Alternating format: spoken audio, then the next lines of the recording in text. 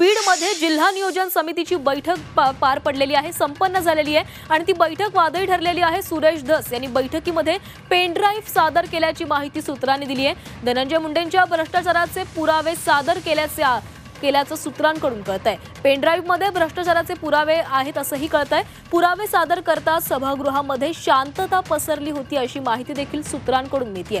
धनंजय मुंडे पालकमंत्री असताना झालेल्या घोटाळ्याचे पुरावे पेन ड्राइव्ह मध्ये अजित पवारांकडे सादर केल्याची माहिती सूत्रांनी दिलेली आहे। पेन ड्राइव्ह मध्ये 73 कोटींच्या धनंजय मुंडे यांच्या भ्रष्टाचाराबाबत पुरावे आहेत असंही कळतंय।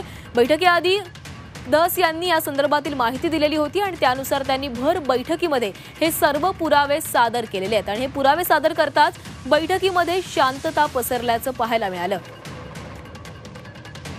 तर अजित पवारांकडे त्यांनी हा पेन ड्राइव्ह दिलेला आहे आणि या पेन ड्राइव्ह मध्ये धनंजय मुंडे यांच्यावर केलेल्या आरोपांसंदर्भातील पुरावे असल्याचं स्वतः सुरेश धस यांनी सांगितलेलं आहे। या बैठकीआधी त्यांनी या संदर्भातील माहिती दिलेली होती आणि आपण या बैठकीमध्ये हा पेन ड्राइव्ह सादर करणार आहोत असं देखील त्यांनी सांगितलेलं होतं आणि या बैठक सुरू होताच त्यांनी हा पेन ड्राइव्ह अजित पवारांकडे सादर केला आहे। तर या संदर्भात अधिक माहिती घेऊयात आमचे प्रतिनिधी विशाल करोळे आपल्यासोबत जोडले गेले आहेत। विशाल, सुरेश धस यांनी एक पेन ड्राइव्ह अजित पवारांकडे सादर केलेला आहे, त्या पेन ड्राइव्ह मध्ये त्यांनी जे धनंजय मुंडे यांच्यावर आरोप केलेले आहेत त्या संदर्भातील पुरावे आहेत असंही बोललं जातंय। अगदी खरं श्वेता, सुरेश धस यांनी काल याबाबत पत्रकार परिषद घेतली होती आणि परळीमध्ये जवळपास 72 ते 73 कोटींची कामं केलेली आहेत। या सगळ्या कामांमध्ये मोठा भ्रष्टाचार झालेला आहे। कुठलाही काम न करता हे पैसे उचलल्याचा आरोप त्यांनी केला होता आणि याबाबत अजितदादांना पुरावे देणार असं त्यांनी सांगितलं होतं।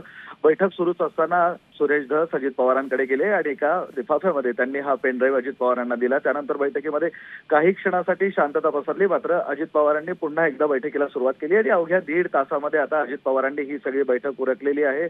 या बैठकीमध्ये बीडच्या कायदा आणि सुव्यवस्थेच्या प्रश्नावर सुद्धा चर्चा झाली। सोबतच येत्या वर्षभरात बीडच्या विकासासाठी जे काही नियोजन करायचं आहे त्याबाबत चर्चा झाली आणि अजित पवारांना पुण्याच्या बैठकीत जायचं असल्यानं त्यांनी ही बैठक आटोपती घेतली आहे। नक्कीच धन्यवाद विशाल, तुम्ही दिलेल्या सविस्तर माहितीसाठी। तर सुरेश धस यांनी बैठकीमध्ये पेन ड्राइव्ह सादर केलेला आहे। त्यांनी धनंजय मुंडे यांच्यावर जे भ्रष्टाचाराचे आरोप केलेले आहेत त्याच आरोपांचे पुरावे आपण या पेन ड्राइव्ह मधून सादर करतोय असं धस यांनी सांगितलंय।